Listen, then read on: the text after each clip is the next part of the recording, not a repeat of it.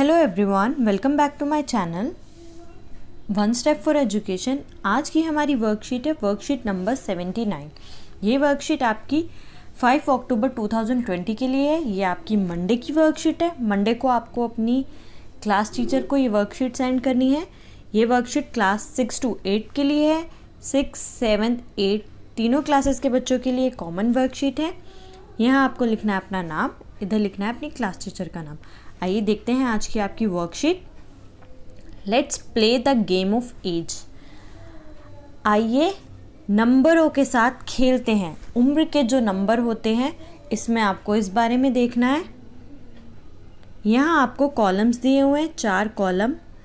जो लाइंस ऐसे होती हैं उन्हें कॉलम कहते हैं। आपको यहाँ कितने कॉलम्स दिए हुए हैं? 4, 1, 2, 3, 4 इन्हें कहते हैं कॉलम्स।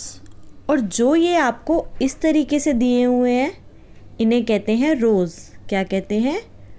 रोज़। ये हो गए आपके कॉलम्स और ये हो गई आपकी रोज़। आइए देखते हैं। यहाँ पे आपको 4 कॉलम दिए हुए हैं, column A, column B, column C, column D. इसमें आपको एज दी हुई है। ये देखिए 1, 3, 5 ये सब क्या है? आपको एज दी हुई है, उम्र दी हुई है। उसके बाद आपको यहाँ समझाया हुआ है let's understand Mohan's age in column A and column D but not in column B and column C.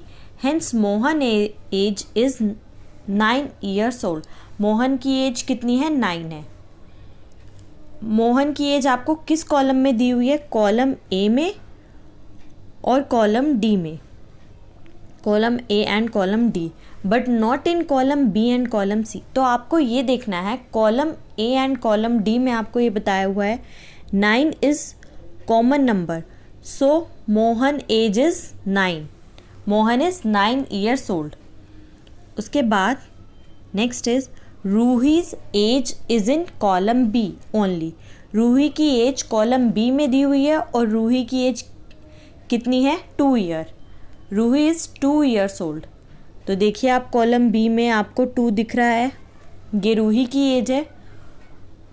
Next is Taranjot's age is column A, B and D but not in column C. Taranjot is 11 years old।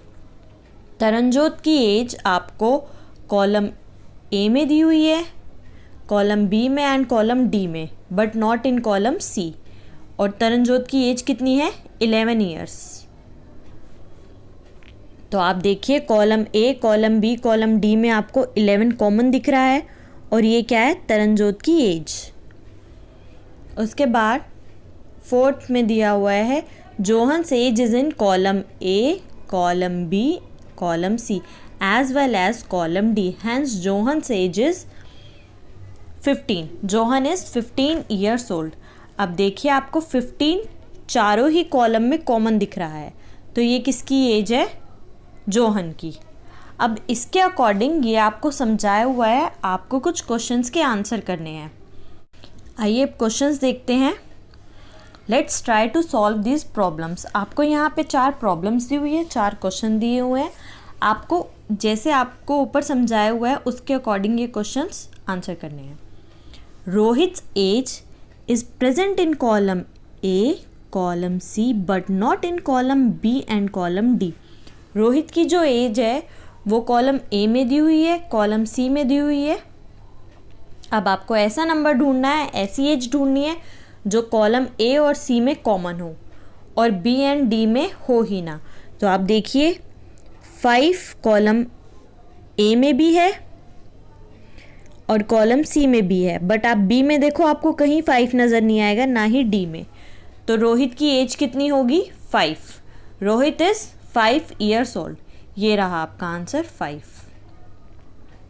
Next is Salman age is in column B, column C and column D but not in column A. Salman की जो as है वो column B में है, column B में है, column C में है, कॉलम डी में है। ए में नहीं है, तो आपको ऐसा नंबर ढूंढना है जो कॉलम बी में भी हो, कॉलम सी में भी हो और कॉलम डी में भी हो, ए में ना हो बस। तो आप देखिए 14 आपको तीनों कॉलम्स में दिख रहा है और यहाँ आप कॉलम ए में देखिए 14 आपको नहीं नज़र आ रहा है। So answer is 14। तो आपका सेकंड क्वेश्चन का आंसर होगा 14।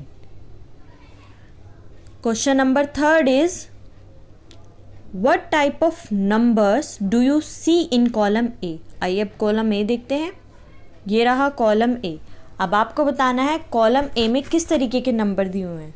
सबसे पहले आपको ये पता होना चाहिए number are of two type, even number and odd number. Even number वो होते हैं जो 2 से डिवाइड हो जाते हैं and odd number are not divisible by 2। ऐसे नंबर जो 2 से डिवाइड नहीं होते। अब आप देखिए इसमें है 1, 3, 5, 7, 9, 11, 13, 15।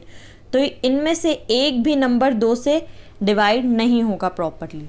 सो कैसे नंबर हुए ये? Odd number. तो क्वेश्चन थर्ड का आंसर होगा ऑड नंबर। हमें कॉलम ए में किस तरीके के नंबर्स दिए हुए हैं? ऑड नंबर हैं। अब क्वेश्चन फोर्थ है आपका, try to find out the age of your younger brother, sister और फ्रेंड यूजिंग अबव टेबल। आपको इसी टेबल में से अपने भाई का, अपने फ्रेंड का या अपनी बहन का एज बतानी है। तो आप वो अपने अकॉर्डिंग लिख सकते हैं, बट मैंने लिखा है younger brother 5 years old in column A and column C. आप देख सकते हैं कॉलम ए में 5 दिया हुआ है but not in column B and column D. आप देखो ऐसे लिख सकते हो, कॉलम ए में और सी में आपको 5 है, तो ये आपके यंगर ब्रदर की एज हो गई, but not in column B and column D. आपको यहाँ कहीं 5 नहीं दिख रहा, ना ही इधर 5 है। तो आप इस तरीके से लिख सकते हो और अपने सिस्टर और फ्रेंड का भी बता सकते हो 12 years old in column C and column D but not in column A and column B. अब आइए देखते हैं,